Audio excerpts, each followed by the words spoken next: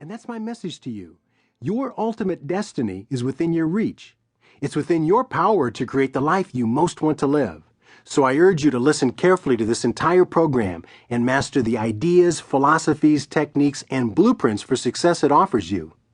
This program will present a unique approach to living, an approach that puts you in charge of each and every day of your life, an approach that guarantees that you're moving in the direction of your true dreams and aspirations, an approach that gives you a new perspective on struggle and conflict, an approach that wrests your destiny from the hands of random events and outside forces and puts it squarely into your own.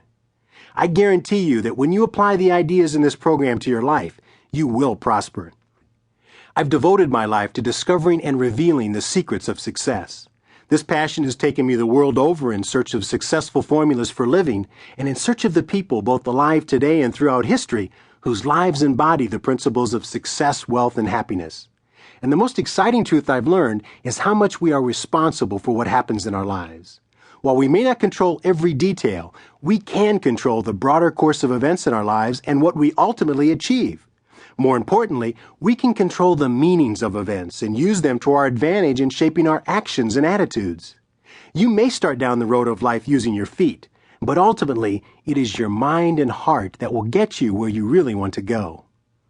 Joseph Conrad said, "The mind of man is capable of anything, because everything is in it, all the past, as well as all the future." My experience has proven this to be true time and time again, to my own benefit and that of others. Whatever the mind of man can conceive and believe can be achieved. You can do anything you want with your life, anything at all. So what will it be? Here's your chance to shape and live your destiny. It all starts by remembering that simple secret that you are powerful.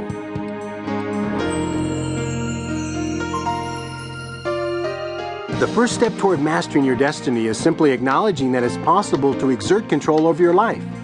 You must accept, as we've discussed, that you have the power to exert that control. Unfortunately, few people really live in this way. For many, the word destiny conveys a curious, even mystical concept. The dictionary calls destiny the predetermined, usually inevitable, or irresistible course of events. It's a definition that appears to have many interpretations.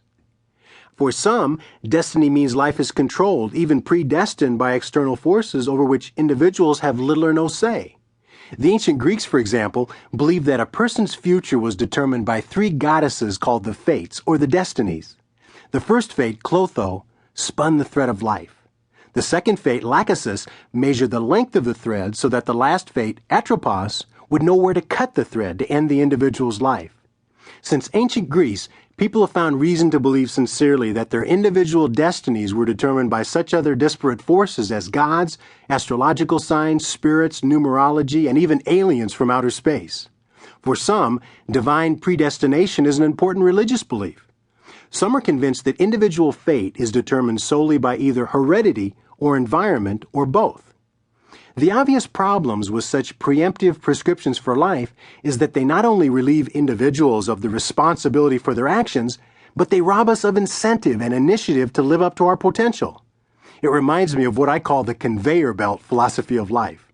With this outlook, we merely have to step on at the beginning and be carried through life without initiative or interruption to a predetermined destination. It may be safe, it may be secure and undemanding, but it leaves little room for creativity, individual achievement, or opportunities to enjoy the ride. Let's look again at the definition of the word destiny. It says that destiny is the predetermined, usually inevitable, or irresistible course of events.